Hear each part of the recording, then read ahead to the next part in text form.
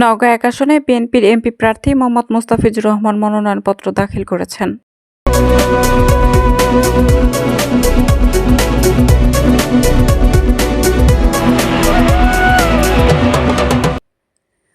আসসালামু আলাইকুম। এডিপি বাংলার সংবাদে সবাইকে স্বাগত জানাচ্ছি। আমি সুমা আহমেদ। নিজস্ব প্রতিবেদকের পাঠানো তথ্যচিত্রে দেখুন বিস্তারিত।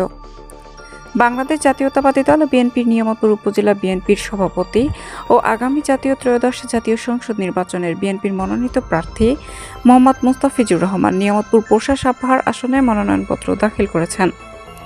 সোমবার দুপুরে নওগাঁ জেলা প্রশাসকের কার্যালয়ে মনোনয়নপত্র দাখিল করেন।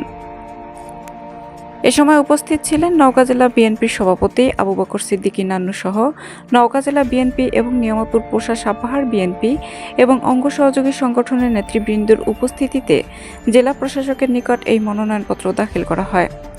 নওগাঁ জেলা প্রশাসকের কার্যালয়ে মনোনয়নপত্র দাখিল শেষে সাংবাদিকদের প্রশ্নের উত্তরে একাদশ জাতীয় সংসদ নির্বাচনের মনোনীত প্রার্থী ও নিয়ামতপুর উপজেলা বিএনপির সভাপতি ও আগামী জাতীয় সংসদ নির্বাচনে বিএনপির মনোনীত প্রার্থী মোস্তাফিজুর রহমান বলেন, জনগণের ভোটের অধিকার ও তাদের মর্যাদা রক্ষায় কাজ করে যাব। জনগণ যদি ভোট দিয়ে আমাকে এই আসনের দায়িত্ব দেয়, তাহলে এই জনগণের মানুষের নিরাপত্তার ব্যবস্থা, কৃষি উন্নয়ন, বেকার যুবকের কর্মসংস্থান এবং চাঁদাবাজি ও মাদকমুক্ত সমাজ গড়ার লক্ষ্যে কাজ করে যাব।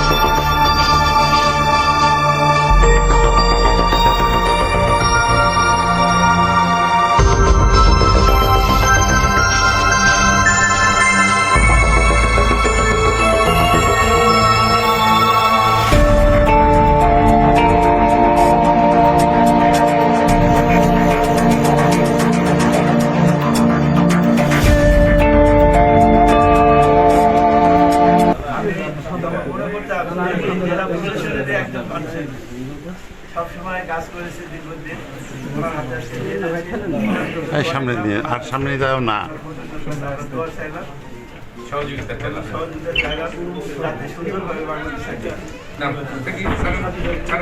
ভাই আপনারা শুধু সাইডে দাঁড়ান, এদিকে এদিকে মোস্তাফিজ ভাই এদিকে তাকাবেন, এদিকে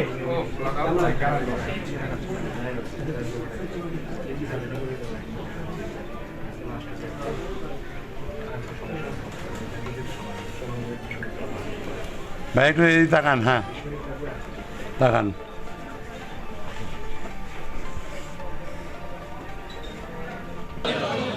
বিসমিল্লাহির রহমানির রহিম।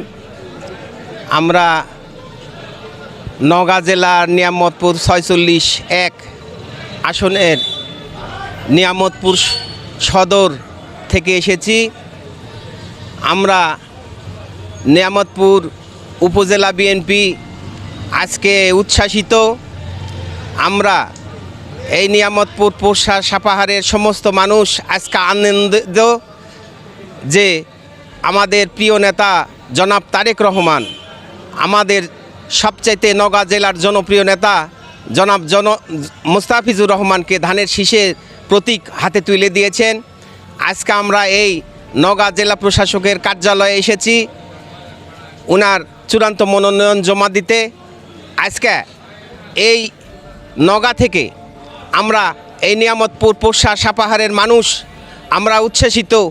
আগামী দিনে ওনাকে বাংলাদেশের মধ্যে সবচাইতে বেশি ভোটে ওনাকে বিজয়ী করতে চাই এবং আমাদের আগামী দিনের অঙ্গীকার হচ্ছে ধর্ম বর্ণ নির্বিশেষে, হিন্দু মুসলিম বৌদ্ধ খ্রিস্টান নির্বিশেষে আমরা সবাই মিলে একত্রিত হয়ে ধানের শীষে ভোট দেব এবং জননেতা মোস্তাফিজুর রহমানকে বাংলাদেশের ইতিহাস গড়তে চাই।